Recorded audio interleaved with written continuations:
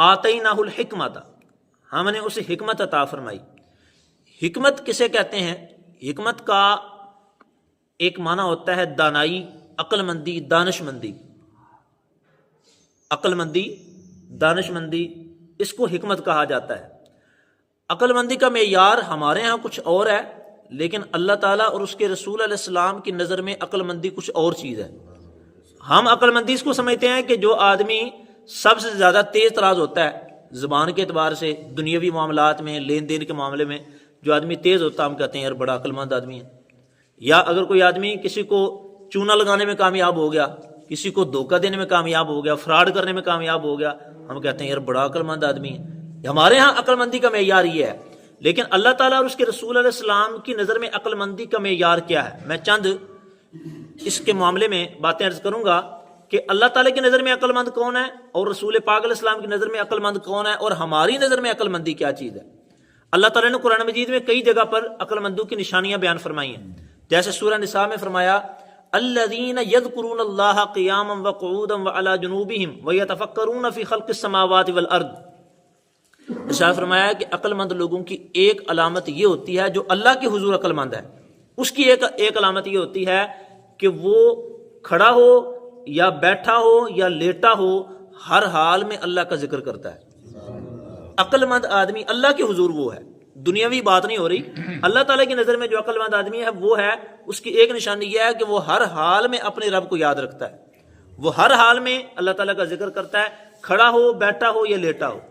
دوسری علامت یہ بیان فرمایا وَيَتَفَكَّرُونَ فِي خَلْقِ السَّمَاوَاتِ وَالْأَرْضِ، فرمایا کہ عقل مند آدمیوں کی یہ بھی ایک علامت ہے کہ وہ آسمان و زمین میں غور و فکر کرتے ہیں۔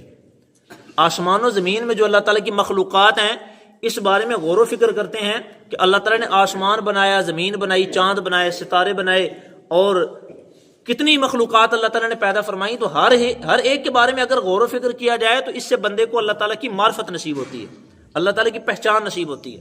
عقل مند لوگوں کی ایک علامت یہ ہے۔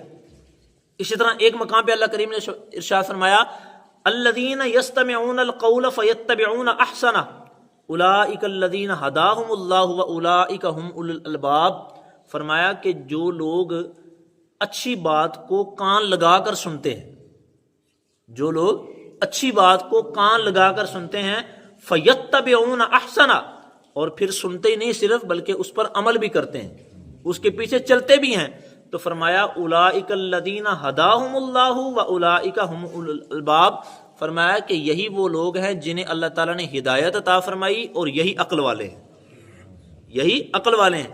جو اللہ تعالیٰ کے حضور عقل مند آدمی ہیں وہ ہوتے ہیں کہ جو اچھی بات کو کان لگا کے سنتے ہیں، اور پھر صرف سن کر ایک کان سے سن کر دوسرے سے نکالتے نہیں بلکہ اسے دل میں جگہ دیتے ہیں اور اس پر عمل بھی کرتے ہیں، یہ لوگ عقل مند ہیں۔